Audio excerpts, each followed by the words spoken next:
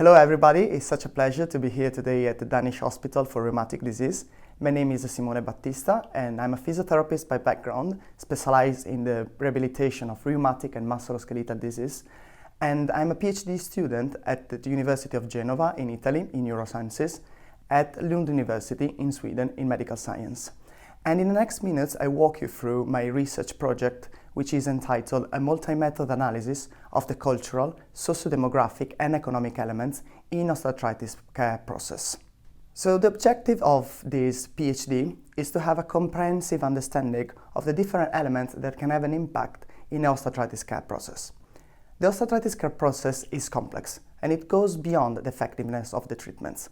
There are different cultural elements of the clinicians and the patient that can have an impact on it. But there are also different patient socio-demographic and economic elements that can have an impact on the quality of the care process. And in this thesis, we are going to examine some of them to see how they can hinder the care process. Let's start with the clinician side with this paper that we have published a few years ago that investigate the so-called evidence to practice gap in osteoarthritis clinical practice guidelines. And we did so in a cohort of Italian physiotherapists and through an online survey that was divided into two sections. One examined their level of knowledge and the other one their level of adherence. As we can see from the results, this survey was compiled by 800 physiotherapists, and as per the knowledge part, we showed the different statements retrieved from clinical practice guidelines for the management of osteoarthritis, and we asked the physiotherapist to what extent they agreed with these statements.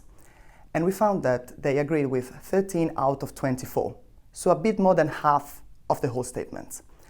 As per the adherence, we showed them a clinical vignette with a person with osteoarthritis, with their clinical assessment, and they had to choose which treatments they would provide to that person. And eventually, more than half of our participants would have provided this person with not recommended intervention. So from the results of this study, we can say that an adequate level of knowledge was found for the first-line interventions, but we missed an adequate level of adherence. And we know that the wider the evidence to practice gap, the worse the patient's care process will be. Let's move on to the patient side with this qualitative study that investigated the care process as experienced by people with osteoarthritis. And we retrieved different teams that examine how people with osteoarthritis experience their care process. And the major theme that was found was the one on the top of the slide, in which patients explained that their care process is uncertain because clinicians were not secure in providing them with a coherent and consistent care process, and they found them in a difficult situation because they did not know what they should do, and this had an impact on their care process. Let's move on to the last part of my PhD project on the socio-demographic and economic elements in osteoarthritis care. And we have done these two epidemiological studies in Sweden by merging two different registries. The first one is called the Swedish Osteoarthritis Registry, which is one of the biggest registries in the world with the outcomes of people with osteoarthritis who attended a first-line interventions in the Swedish care process. And this first-line intervention was based on exercise and education. We merged it with LISA, which is another Swedish registry that contain Swedish population's socio-demographic factors.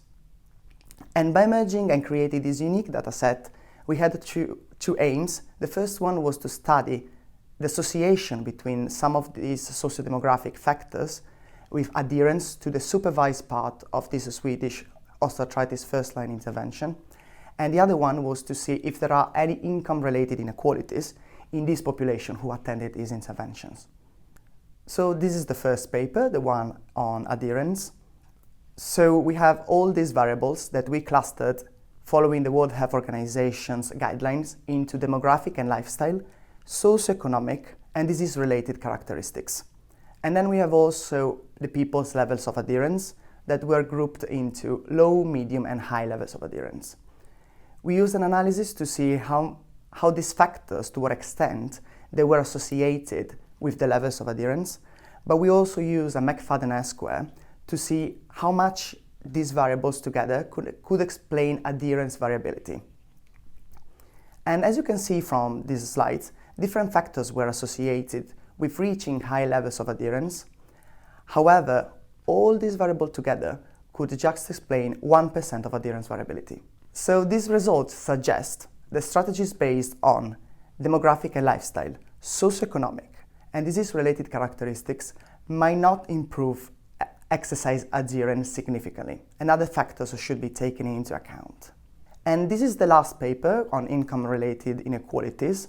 So we use the concentration index analysis, and concentration index are broadly used in health economics to calculate the magnitude on inequalities on a population. And we use this concentration index in these variables, so pain intensity, self-efficacy, desire for surgery, and use of NSAIDs. And we see how these concentration index change throughout these first-line interventions to see if any intervention-generated inequalities arose, which is quite typical when we explode inequalities in intervention that address behavioral lifestyle changes, because people in higher socioeconomic position might get the most out of this intervention. And as you can see from this picture, the variable pain and desire for surgery were already more concentrated among people in lower income, but this concentration widened after the intervention. Conversely, in self-efficacy, this variable was more concentrated among people in higher income, but then it was even more concentrated after it. In the desire for surgery, it was more concentrated on people with higher income, but after the intervention, this gap was widened. So no matter the variables we are looking into, we can see that inequalities present before the intervention, but it was even more present after the intervention. So these results suggest the presence of intervention-generated inequalities in the Swedish osteoarthritis registry. So I would like to wrap it up with some take-home messages.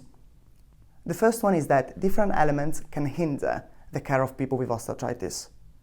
And we need new strategies to improve the awareness among clinicians and people with osteoarthritis about the importance of first-line intervention. We need to understand which factors might have an impact on adherence so that we can improve exercise adherence in people with osteoarthritis. And finally, we need to address inequalities to reduce them into the osteoarthritis first-line interventions. And with this slide, I would like to thank you so much, the two groups who inspired my journey throughout my PhD, and of course, everyone who is going to listen to me. Thank you so much.